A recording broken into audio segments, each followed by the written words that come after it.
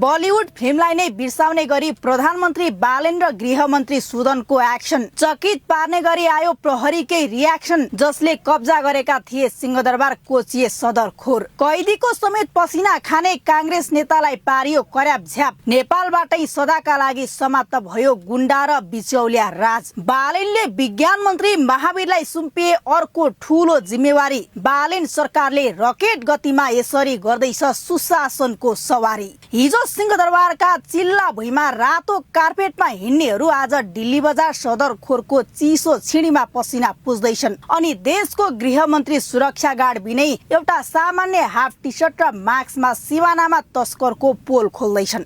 आज नेपालको राजनीति र सुशासनले आफ्नो बाटो पूर्ण रूपमा फेरेको छ। सरकार बदलिएको मात्र छैन, सरकार चलाउने शैली नै बदलिएको छ। प्रधानमन्त्री बालेन्द्र शाह र गृहमन्त्री सुदन गुरुङले सिंहदरबारको एसी कोठाबाट निस्केर ग्राउन्ड जिरोमा जुन एक्सन लिएका छन्, त्यसले वर्षौंदेखि जरा गाडेको सिन्डिकेटलाई तहस नहस बनाएको छ। चितवनको महाधिवेशन लगत्तै रातिको अँध्यारो चिर्दै गृहमन्त्री सुदन गुरुङ सुटुक्क बारा र पर्साको संवेदनशील बोर्डर पुगे। न कुनै साइरनको आवाज, न प्रहरीको स्कर्टिङ, न त कुनै औपचारिक तामझाम। एउटा सामान्य नागरिकको भेषमा चौतारीमा बसेर उनले स्थानीयबाटै तस्करीको लाइभ रिपोर्ट लिए। उता राज्य संयन्त्रलाई मुठीमा राख्ने म नै राज्य हुँ भन्ने बिचौलिया दीपक भट्ट, क्यानका हाकिम प्रदीप अधिकारीदेखि पूर्व उप प्रधानमन्त्री टोप बहादुर रायमाझीसम्म अहिले दिल्ली बजार कारागारमा कोचिएका छन्। हिजो यिनै पात्रहरू थिए जसको इसारामा सरकार बन्थ्यो र ढल्थ्यो। तर आज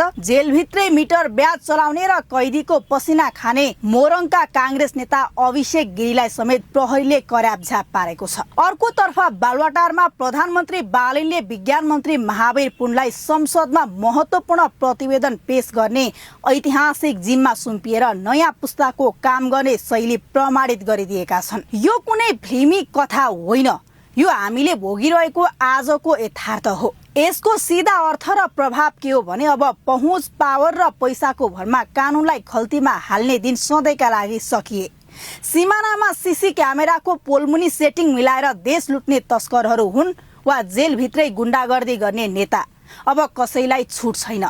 सुशासनको सवारी अब रकेट गतिमा अघि बढेको छ।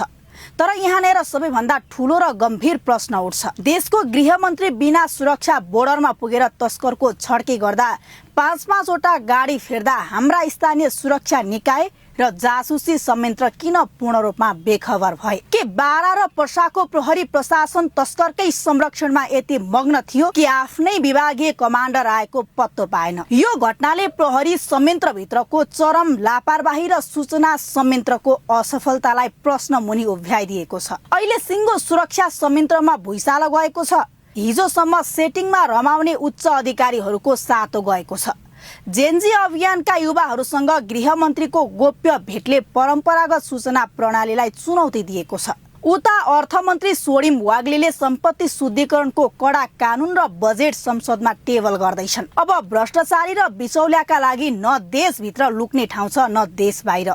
यो समग्र घटनाक्रमले एउटा स्पष्ट र ठूलो सन्देश दिएको छ। नेपालमा अब नयाँ पुस्ताको नेतृत्वले परम्परागत राजनीतिको चिहान खनिसकेको छ। विज्ञान मन्त्री महावीर पुनले संसदमा उभिएर लिने जिम्मेवारी होस् वा बालेन सरकारले देखाएको निर्मम एक्सन, यसले प्रमाणित गर्छ कि अब देश भाषणले होइन, एक्सन र परिणामले चल्दैछ।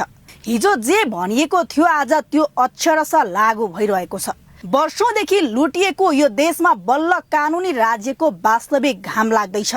गुण्डा र बिचौलिया राजको अन्त्य हुँदैछ। अब पालो तपाईँ हामी जनताको हो। बालेन सुदनको यो गतिको समर्थन गर्ने कि फेरि पुरानैका भ्रममा फस्ने?